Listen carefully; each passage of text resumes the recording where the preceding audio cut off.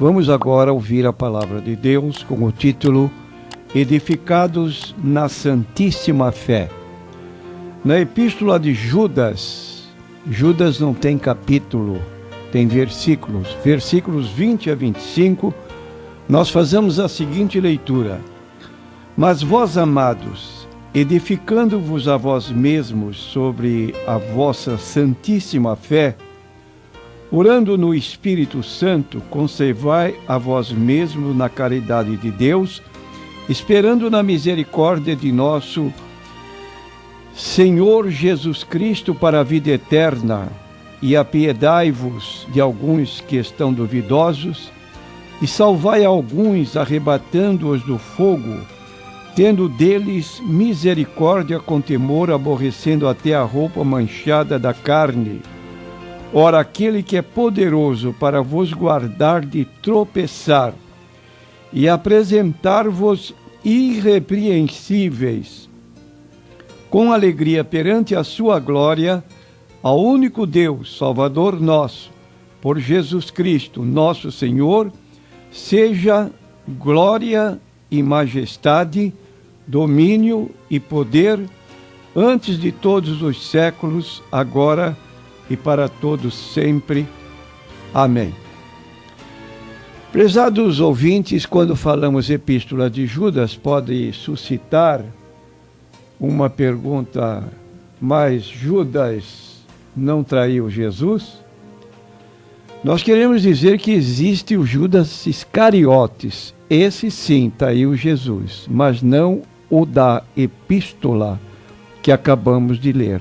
Foi discípulo do Senhor Jesus Cristo e foi um fiel seguidor do Senhor Jesus Cristo. E o objetivo dele foi incentivar os leitores da sua epístola a batalharem pela fé que, de uma vez por todas, foi entregue aos santos. Agora, em suas palavras finais, ele exorta-nos a edificar-nos nesta mesma fé, a fim de que sejamos guardados até o arrebatamento da igreja. Nunca as exortações de Judas fizeram-se tão necessárias como nos tempos em que estamos vivendo. Por que, você perguntará a alguém?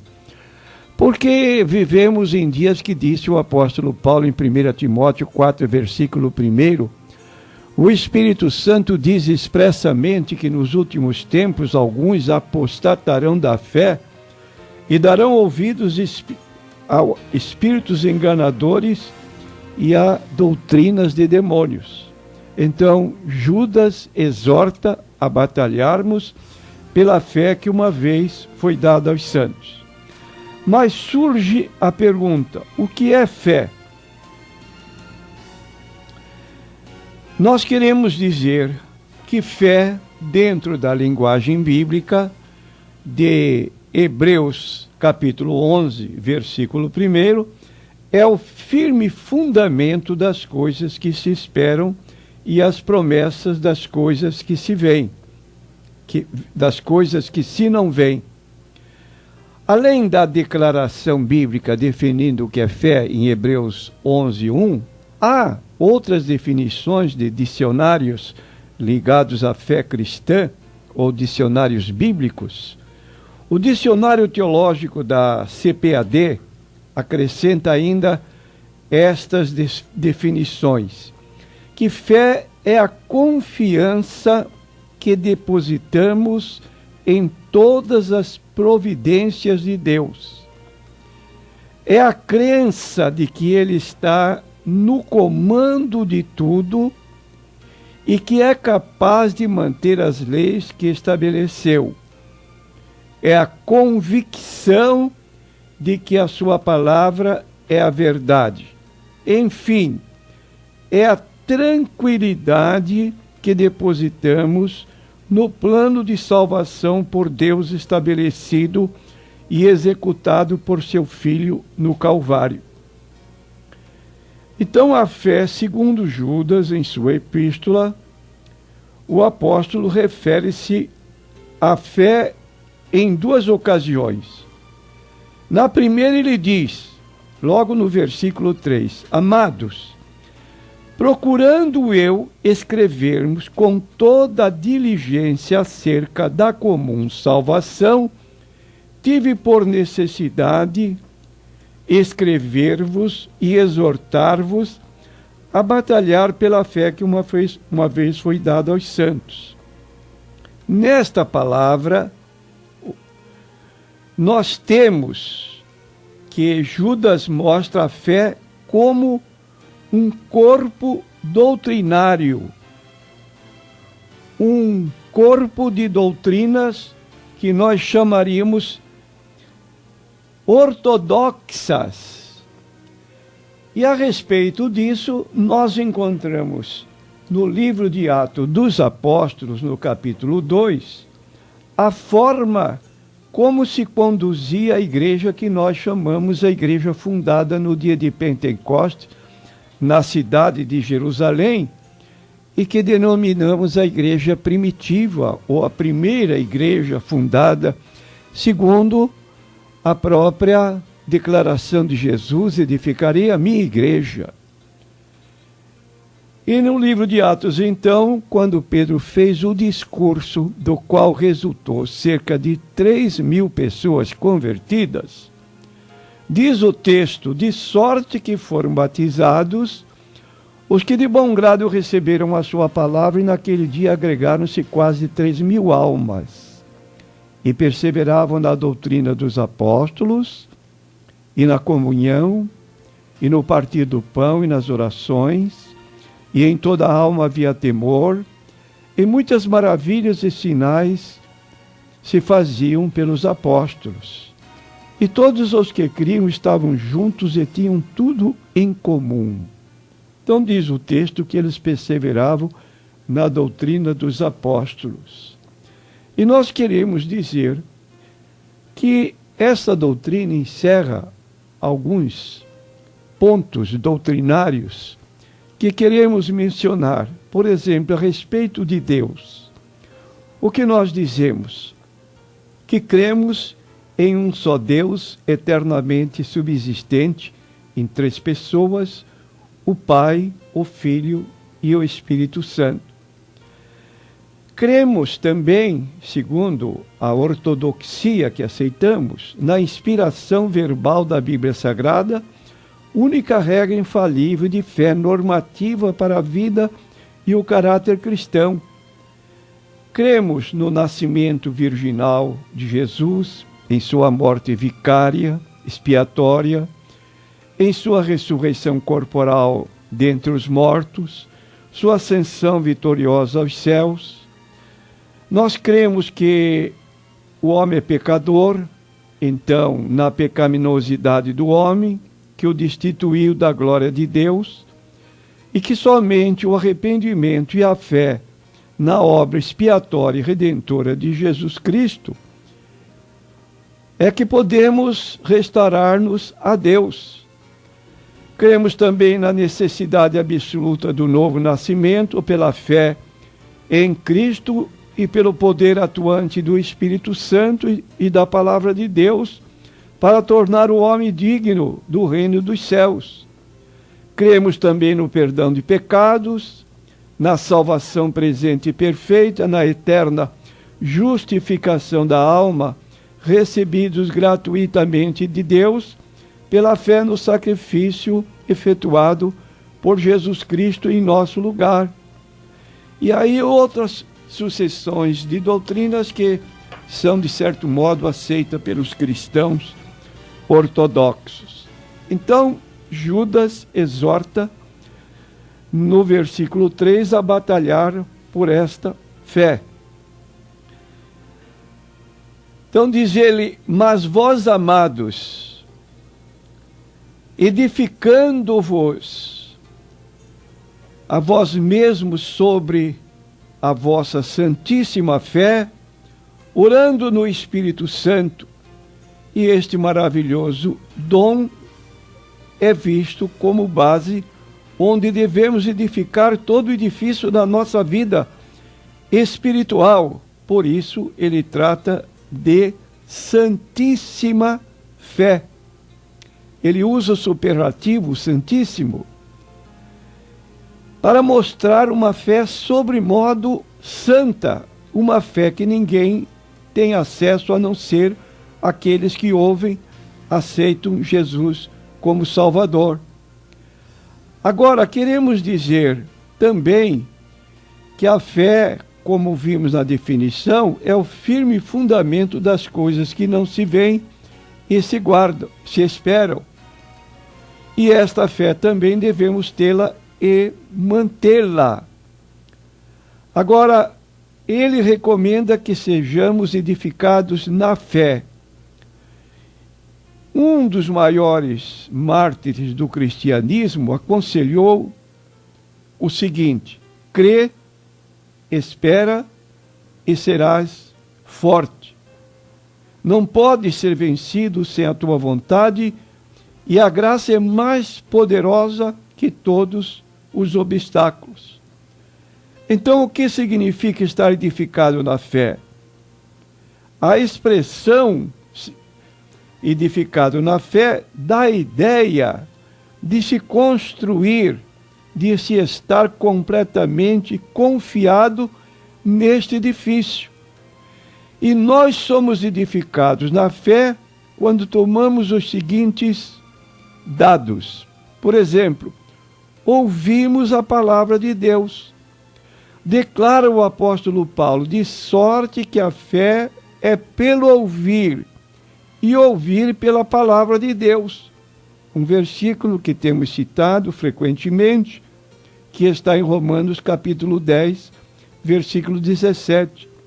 Meu prezado irmão, quanto mais lermos, estudarmos e ouvirmos a exposição da palavra de Deus, mais estaremos nos edificando na santíssima fé. Agora uma pergunta pessoal: você tem diuturnamente lido a Bíblia Sagrada? Ou você está usando aquela caixinha de promessa, um versículo pela manhã e um versículo à noite quando vai deitar? Esse conta-gotas não dá para edificar a sua fé, a sua santíssima fé. Em segundo lugar, devemos dedicar-nos à oração. É uma ordem divina orar sem cessar. E a expressão, então, usada por Paulo, dá uma ideia de um tributo que devemos pagar ininterruptamente, pois assim exige o rei. Você tem orado? Tem pago este tributo? Tem se lembrado de Mateus 6:6, entra no teu quarto, fecha a tua porta, ora o teu pai em secreto, e teu pai que vê secretamente te recompensará? Então, se temos fé, e nesta santíssima fé estamos edificados, temos a obrigação de nos dedicarmos integralmente ao serviço do Rei dos Reis, ao Senhor dos Senhores. Atentemos a esta recomendação de Paulo. Portanto, meus amados irmãos, sede firmes e constantes, sempre abundantes na obra do Senhor, sabendo que o vosso trabalho não é vão no Senhor. 1 Coríntios capítulo 15, versículo 58. Somente assim poderemos atender a recomendação de Judas no final da sua epístola. O que ele diz? E apiedai-vos de alguns que estão duvidosos. Salvai alguns, arrebatando-os do fogo. Tende deles misericórdia com temor, aborrecendo até a roupa manchada de carne. Essa expressão, arrebatai-os do fogo, tem um sentido que muitos às vezes não entendem. O que significa a palavra arrebatar alguém do fogo? É como no incêndio, que você vê pessoas feridas e às vezes desacordadas, entra no meio daquele fogo para tirar alguém que, de outro modo, seria ali morta pelo fogo, queimada viva. Mas há pessoas heróicas que fazem isso, como os bombeiros. Os bombeiros entram num edifício em chamas e saem com as pessoas, às vezes trazendo no próprio corpo, porque querem fazer isso, no sentido de arrebatar do fogo, impedindo que a pessoa se queime e venha a morrer. Apiedai-vos de alguns que estão duvidosos e salvai alguns, arrebatando-os do fogo. E o verbo arrebatar, como nós sabemos, significa pegar, agarrar, tirar com força. Foi o que fizeram os dois anjos quando pegaram Ló e a sua família, que se retardava para sair de Sodoma em chamas. Esses dois anjos arrancando de Sodoma, que estava prestes a ser destruída. E assim devemos proceder com todos os que à nossa volta caminham a passos largos para o inferno. Meus prezados irmãos, evangelizemos, visitemos os que se acham fracos na fé e os que na expressão de Judas encontram-se prisioneiros de dúvidas e dos dilemas, que nos devemos preocupar, segundo Judas, ao serviço cristão, não há dúvida. Para isto fomos chamados, todavia não podemos nos contaminar com os que se acham adoentados pelo pecado. Então, quando ele diz, tende deles misericórdia com temor, aborrecendo até a roupa manchada da carne, é que nós devemos ter cuidado, devemos ter determinação, para que não venhamos a nos envolver no pecado daquela pessoa que nós queremos tirar do erro, queremos ajudá-la, dado que o texto de 1 Coríntios 15:33 declara que as más conversações corrompem os bons costumes. Então há pessoas, às vezes, que se envolvem com os drogados, com os homossexuais, com prostitutas, e nesse envolvimento, no intuito de ganhar estas pessoas, podem ser envolvidos. E se você tem esse problema, não faça isso. Arranje um outro meio de evangelizar, como distribuir folhetos, Novos Testamentos, de uma maneira genérica, sem envolvimento com determinados grupos que podem levá-lo até a queda. Então, prezados ouvintes, prezados irmãos, que esta declaração final de Judas na sua epístola possa ter consistência na nossa fé, e como disse ele, aquele que é poderoso para vos guardar de tropeçar e apresentar-vos irrepreensíveis com alegria perante a sua glória. Então significa que a pessoa é uma pessoa vencedora, que vai até o fim, como diz o livro do Apocalipse, capítulo 2, versículo 10. Sê fiel até a morte, e eu te darei a coroa da vida. Amém.